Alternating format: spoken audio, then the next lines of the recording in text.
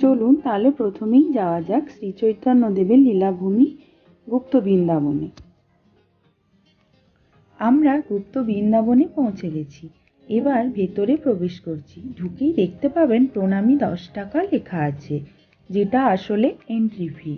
আগে কোনো entry fee নেওয়া হতো না, পরে 5 টাকা করে এন্ট্রি ফি নেওয়া শুরু হয় এই বৃন্দাবন রক্ষণাবেক্ষণের জন্য, এবং এখন কোভিড সিচুয়েশনের পর থেকে 10 টাকা এন্ট্রি ফি হয়েছে। এন্ট্রি ফি দিয়ে আরেকটু ভিতরের দিকে এগিয়ে যাচ্ছি।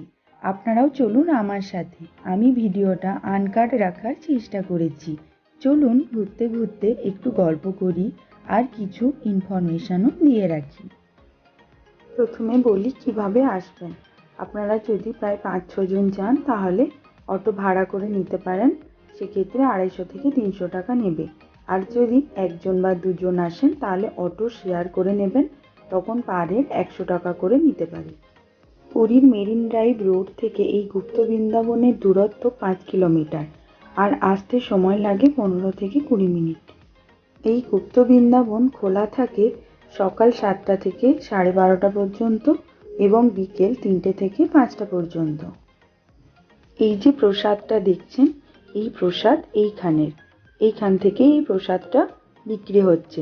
প্রতি পিস প্রসাদের দাম হলো 5 টাকা।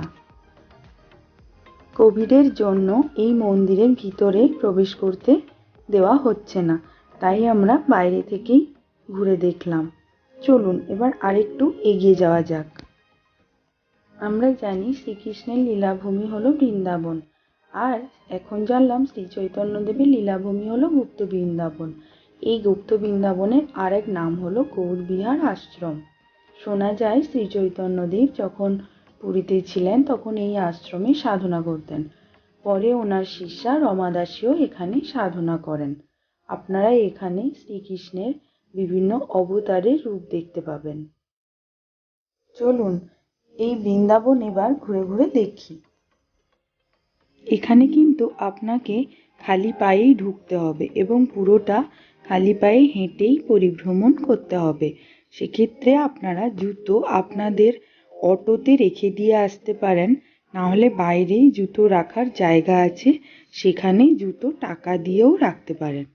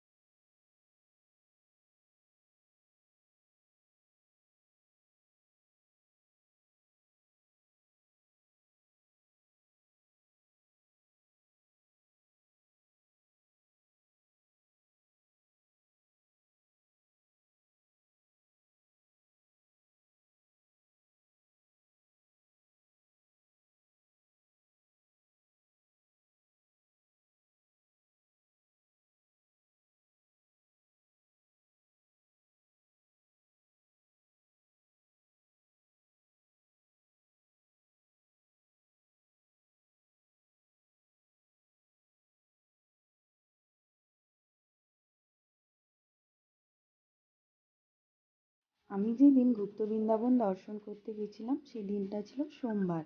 আর ওখানে বড় ঠাকুরের মন্দিরের পাশে এক মাসি বসেছিলেন।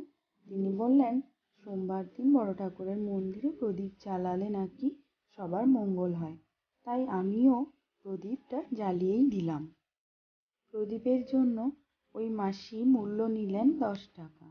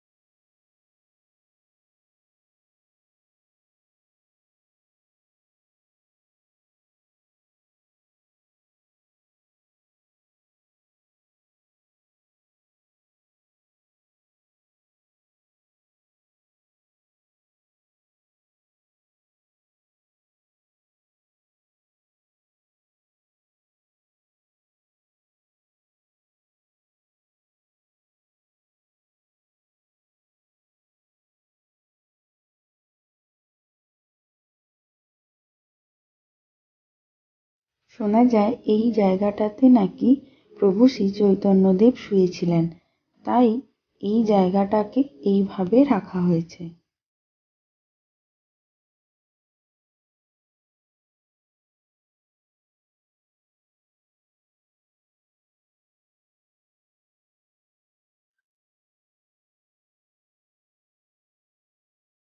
আমাদের গুপ্ত বৃন্দাবন পরিভ্রমণ প্রায় শেষ। এবার আমরা এখান থেকে বেরিয়ে যাব।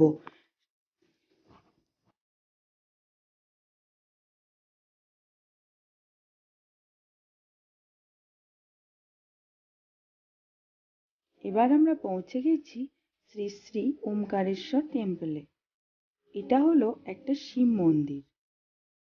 চলুন মন্দিরের দিকে এগিয়ে যাওয়া যাক। এই মন্দিরে প্রবেশ করার জন্য কোনো এন্ট্রি ফি লাগে না। এই মন্দিরটি গুপ্ত বৃন্দাবন যাওয়ার পথেই পড়ে, কিন্তু আমরা ফেরার পথেই এই মন্দিরে ঢুকেছিলাম। আমি আপনাদের প্রভু জগন্নাথ দেবের মাসিবাড়ি পিসিবাড়ি দেখাতে পারলাম না, কারণ কোভিডের জন্য ওগুলো এখন বন্ধ আছে। চলুন মন্দিরের ভিতরে গিয়ে দেখি মন্দিরটা কেমন।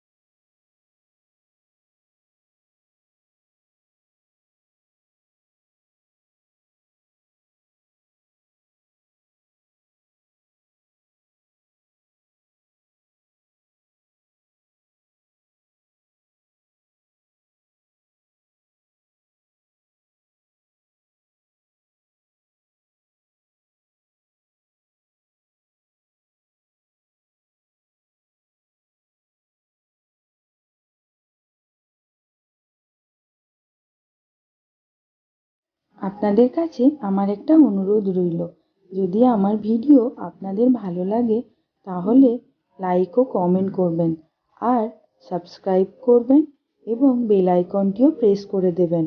তাহলে আমি যখনই ভিডিও দেব সাথে সাথে আপনাদের কাছে নোটিফিকেশন চলে যাবে।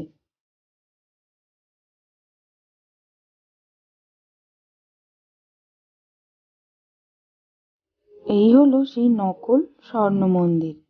এই মন্দিরকে এখানকার লোকেরা স্বর্ণ মন্দির বলে। তাছাড়া এই মন্দির জাপানিজ টেম্পল নামেও পরিচিত।